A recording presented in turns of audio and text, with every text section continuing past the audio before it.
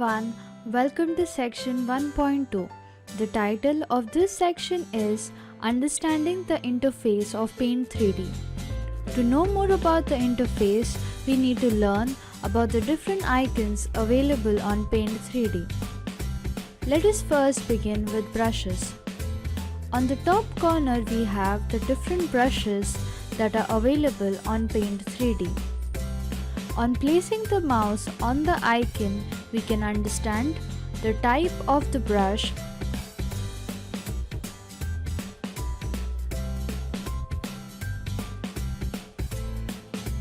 below the type of the brush we have thickness and opacity. Opacity helps us to increase or decrease the intensity of the color. That is, it helps us to increase or decrease the darkness of our color. So let us learn about the thickness and opacity by using the marker brush. Select the marker brush. The selected brush gets highlighted in blue. Let us understand by drawing a line.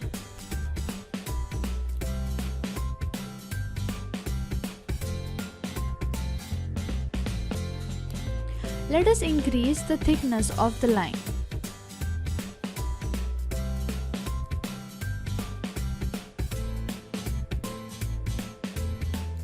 As we can see, the thickness of the new line is far more than the previous line. Let us work on the opacity. Reduce the opacity by 50%. Now let us try drawing the line again.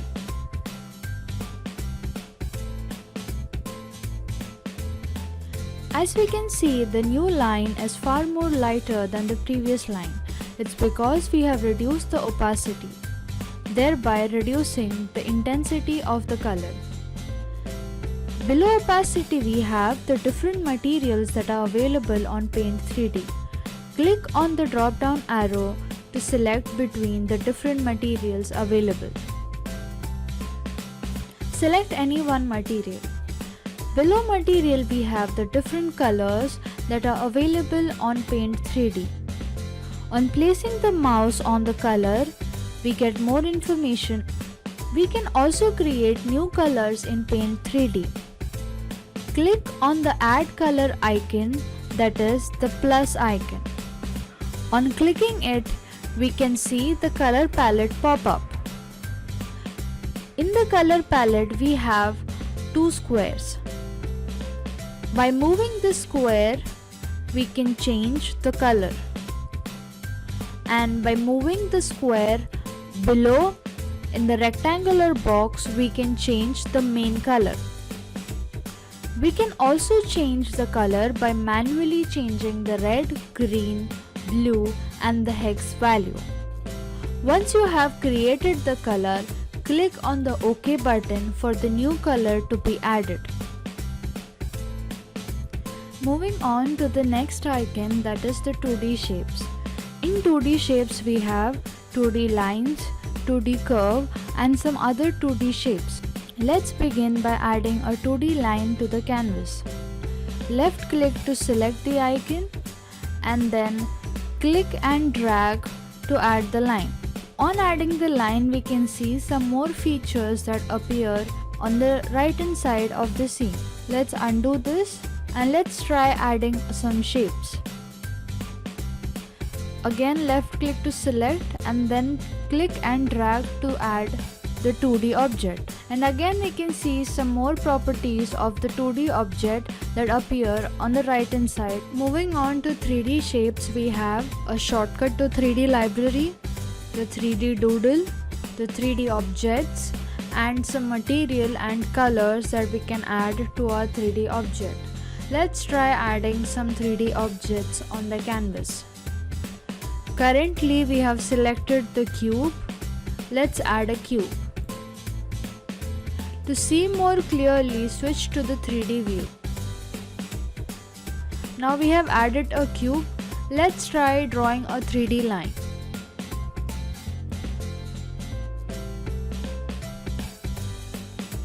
We have also drawn a 3D line. The next icon is stickers. On selecting that icon, we can see a lot of options that are available. To add the stickers, click and then drag it on the 3D object. On doing so, we can see some more additional icons appear on the either corners. The first icon is for stamp, and the next icon is used to rotate it along the Z-axis. And the icon at the bottom is used to rotate the surface on which the sticker is being placed. And the tick helps us to finish the process of adding the sticker. Moving on to the right hand side, we can see some more properties wherein we can affect the opacity of the sticker, and then we can also affect the material, convert it into 3D, or do some additional operations like magic select. We'll be learning more about magic select further in the video. And then we have our rotate options, clockwise, anti-clockwise by 90 degrees, and then we have our flipping operation that takes place horizontally and vertically.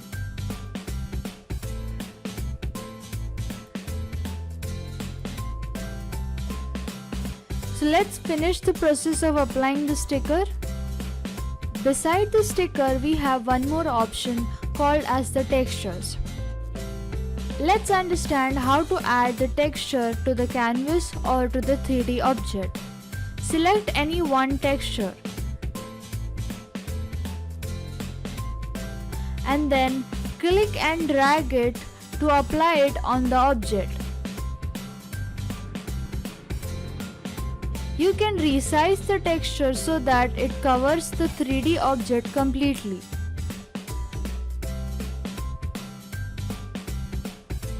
Again, beside the texture we have the stamp icon, the rotate icon, and again rotate icon that will help us to move the 3D object, and a tick to finish the process.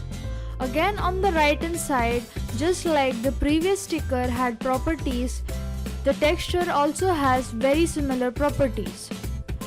To finish the process, click on the tick icon.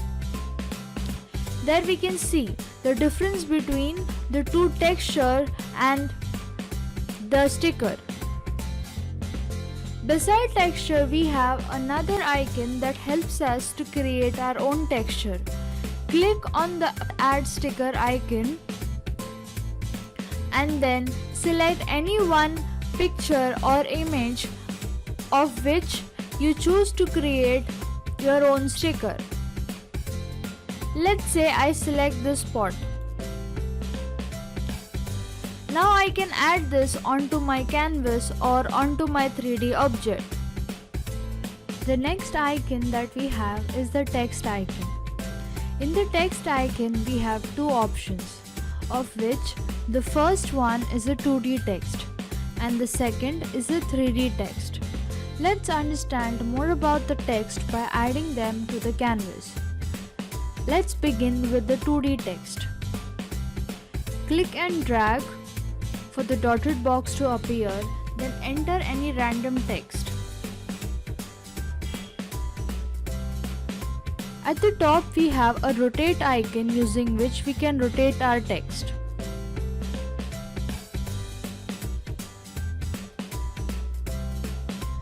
Now let's add the 3D text on canvas.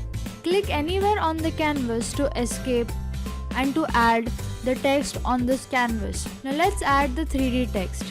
Select the 3D text, then click and drag.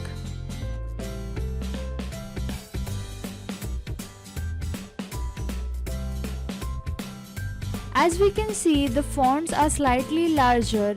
Increase the size of the dotted box by clicking and dragging. Now let's place this text a little above. Click anywhere on the canvas to add the text to the scene.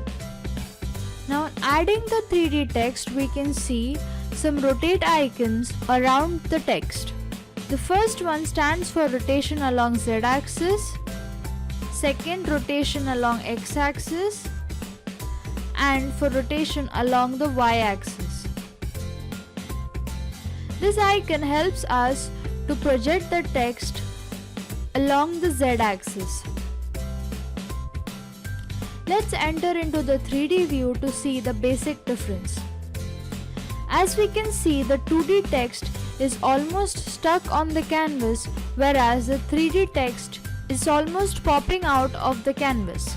Let's exit the 3D view. As we can see, we have some more options of edit color, selection, grouping, and then cut, copy, paste and delete, and also some rotate and flip options which we have seen with the previous icons.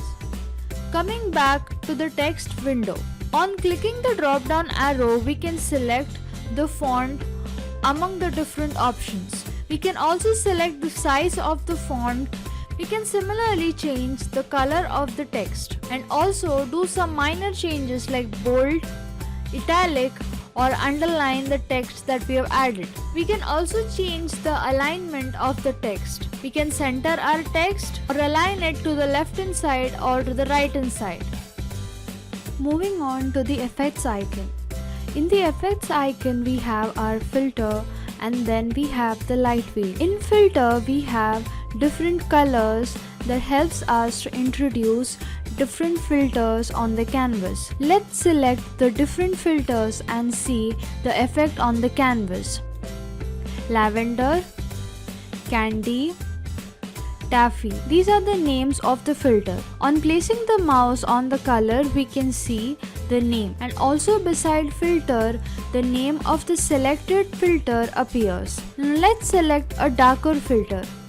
Below the filter, we have our light wheel. Let's try moving the sun symbol around the wheel and see the effect on the canvas. Select it and drag it clockwise or anti-clockwise. On moving the light wheel, we can see the canvas goes from light to dark. On to the next icon, that is the canvas. In canvas, we have different options. The first option is show canvas, followed by transparent canvas, resize canvas and rotate and flip. Let's go through every single option separately. The first one stands for show canvas. As the name suggests, it helps to display the canvas. Currently it is on. Let's try switching this off.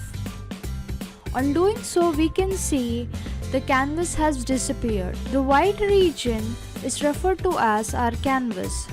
Let's switch on the canvas. Moving on, we have transparent canvas. Let's explore this option, but currently it is off. Let's turn this on. On doing so, we can see the white color of the canvas has changed, but we can still see the outline of the canvas. Let's try turning this off. Below transparent canvas, we have resize canvas. There are two ways by which we can resize our canvas. One is by manually changing the width and the height value, or by resizing the canvas with the help of arrow. Next, we have rotate and flip. It helps us to rotate or flip the canvas by 90 degrees clockwise or anti-clockwise. It similarly helps us to flip it along the y-axis and the x-axis. In the resize canvas, we have two options. First is the lock aspect ratio and the second is the resize image with the canvas. Let's untick this option for now and see the changes that occur. To understand more, let's first add a 2D shape on the canvas. Let's add a circle. Now let's try resizing the canvas. As we resize the canvas, we can see the size of the circle doesn't change. But on ticking this option, as we again try resizing the canvas, we can see the change in the shape of the circle. The next icon is the 3D library. In 3D library, you have many subsections like animals, space, dinosaur, then flowers, cars.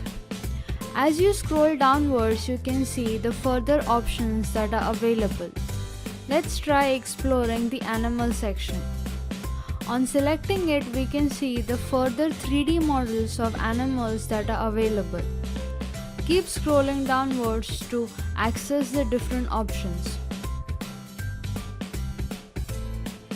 We can go back using the back icon and explore the other options that are available.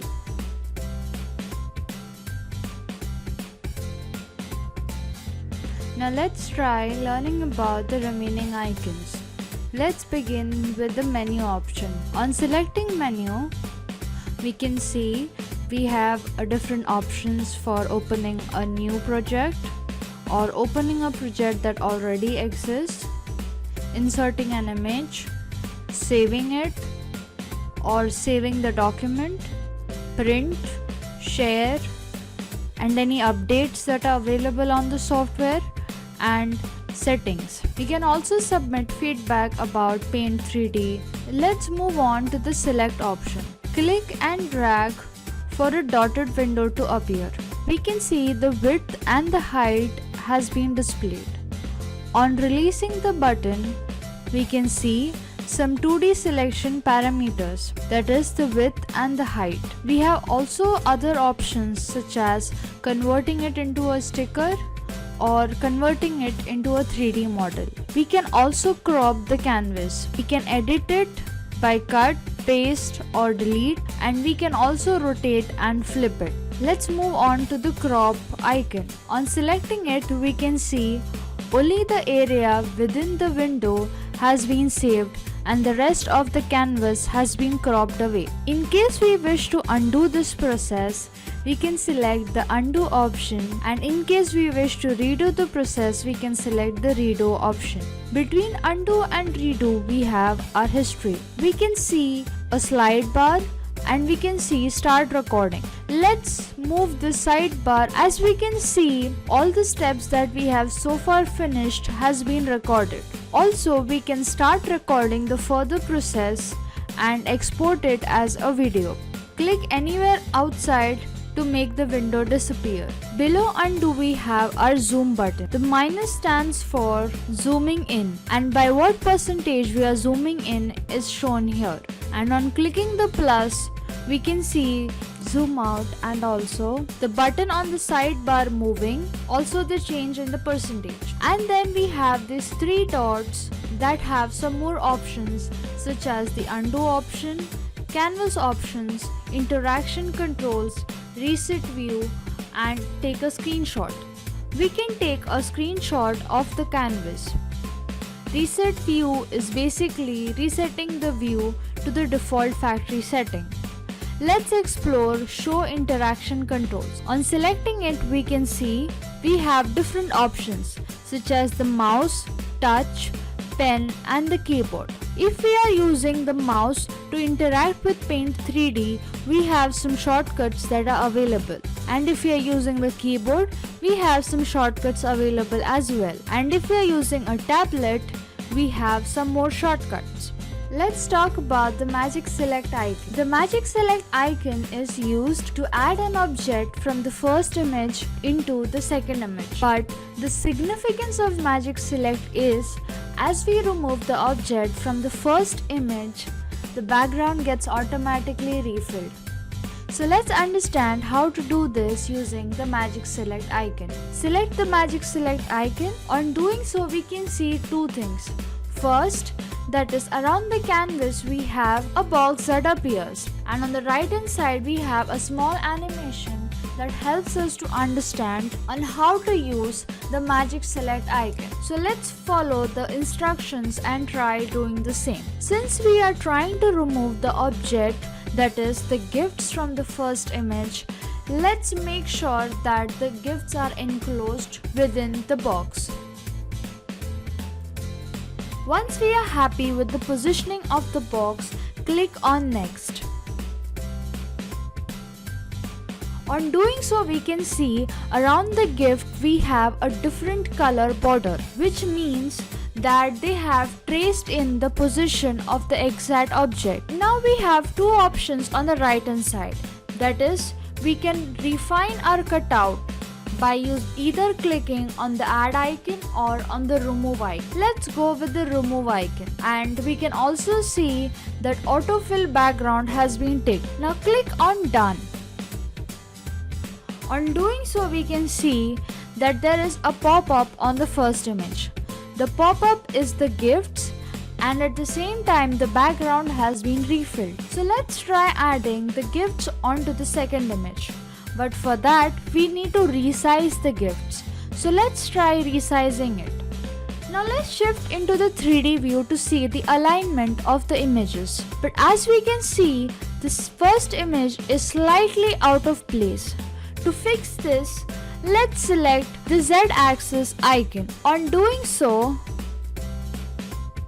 we can see a grid appear. A grid helps us to align our object. So let's adjust the object onto the second image.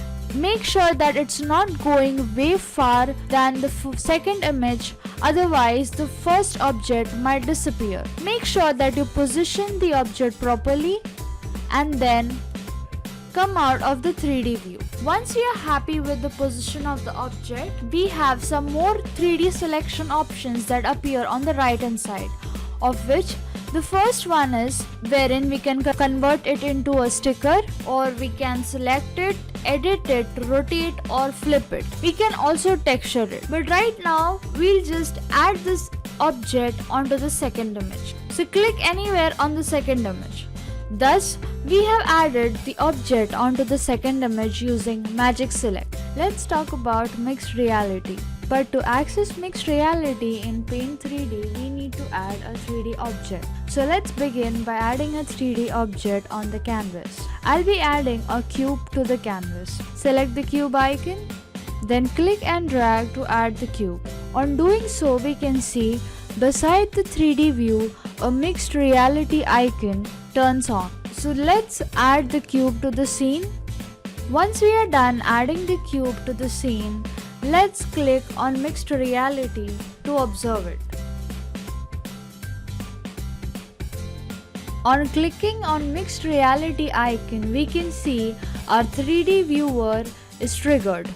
Now we can see that the webcam gets turned on and you get to see the placement of the 3D object in your real-time surroundings. So that is the purpose of the mixed reality icon. Thank you for watching.